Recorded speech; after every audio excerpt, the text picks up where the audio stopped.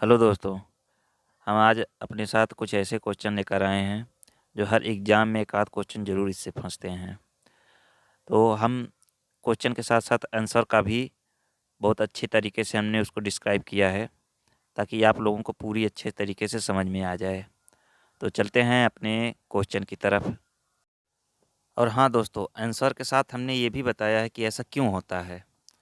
तो चलते हैं अपने क्वेश्चन की तरफ और कमेंट करके हमको ज़रूर बताइए कि हमारे इस वीडियो से आपको कुछ नया सीखने को मिला या नहीं।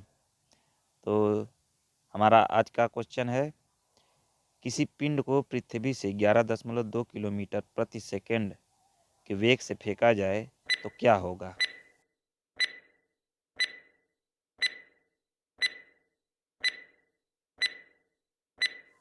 जी हाँ दोस्तों, इसका जवाब है पिंड पृथ्वी पर कभी वापस नहीं लौटेगा।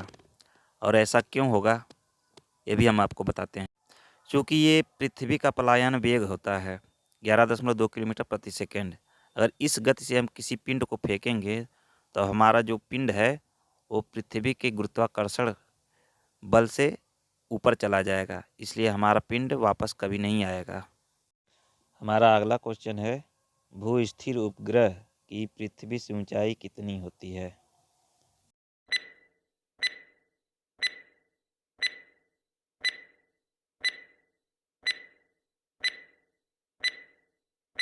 इसका सही जवाब है 36,000 किलोमीटर। सबसे पहले हम भू स्थिर उपग्रह के बारे में जानेंगे। भू स्थिर उपग्रह होता क्या है। भू स्थिर उपग्रह वह ग्रह होता है जो पृथ्वी के कक्ष में ही रहकर पृथ्वी के साथ साथ उसके दिशानुसार चक्कर लगाता है। तो चलते हैं अपने अगले सवाल की तरफ। निम्नलिखित में से किस पदार्थ में ऑक्सीजन नहीं होता है।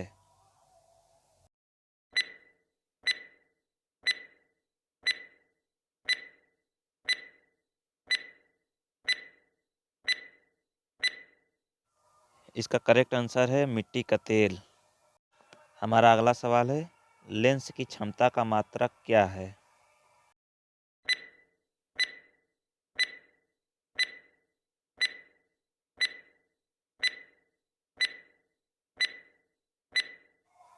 इसका जवाब है डायप्टर, जिसको स्मॉल डी से प्रदर्शित करते हैं। इसके कुछ इंपॉर्टेंट पॉइंट है।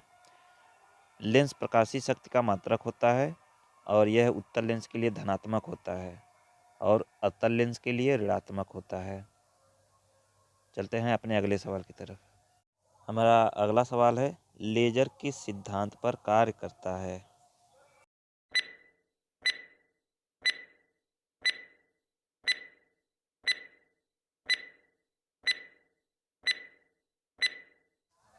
इसका सही जवाब है विकिरण का उद्दीप्त उत्सर्जन। इसके अलावा लेजर का जो आविष्कार है 1960 ईस्वी में हुआ था और लेजर का फुल फॉर्म है light amplification by stimulated of radiation. चलते हैं अपने अगले सवाल की तरफ। हमारा अगला सवाल है, समुद्र की गहराई नापने के लिए कौन सा उपकरण प्रयोग किया जाता है।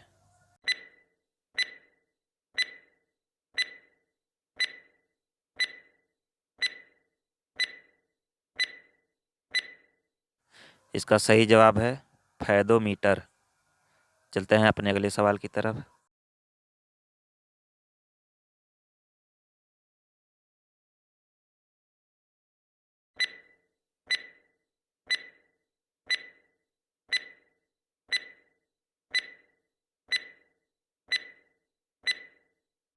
इसका सही जवाब है सिलिकॉन। सिलिकॉन ऐसी धातु है जो दोस्तों ऑक्सीजन के बाद सबसे अधिक पाया जाने वाला पदार्थ है। इसकी खोज 1924 में हुई थी और आईसी का फुल फॉर्म है इंटीग्रेटेड सर्किट। चलते हैं अपने अगले सवाल की तरफ। हमारा अगला सवाल है, पानी का घनत्व अधिकतम होता है।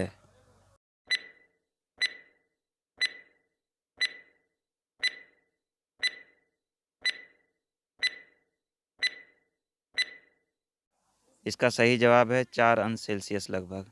दोस्तों पानी जमने पर इसका घनत्व तो कम हो जाता है और आयतन जो है 9% तक बढ़ जाता है। चलते हैं अपने अगले सवाल की तरफ। हमारा आज का अगला सवाल है, चमगादड़ अंधेरे में क्यों उड़ते हैं?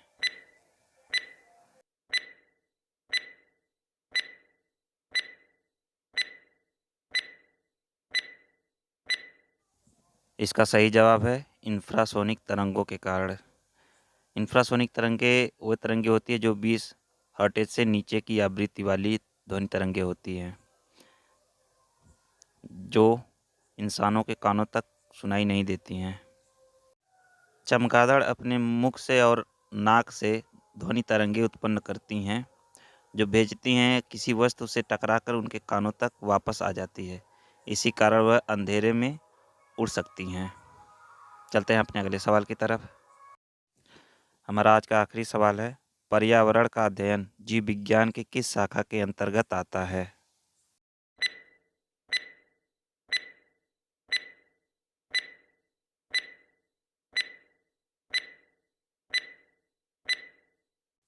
इसका सही जवाब है पारिस्थितिकी शाखा। पारिस्थितिकी शाखा के अंतर्गत पारस्परिक संबंधों का अध्ययन करना, जिससे वैज्ञानिक पता लगाते हैं कि जीव आपस में पर्यावरण के साथ किस तरह से क्रिया करते हैं। आज का हमारा सवाल जवाब समाप्त होता है। मिलते हैं नेक्स्ट वीडियो में।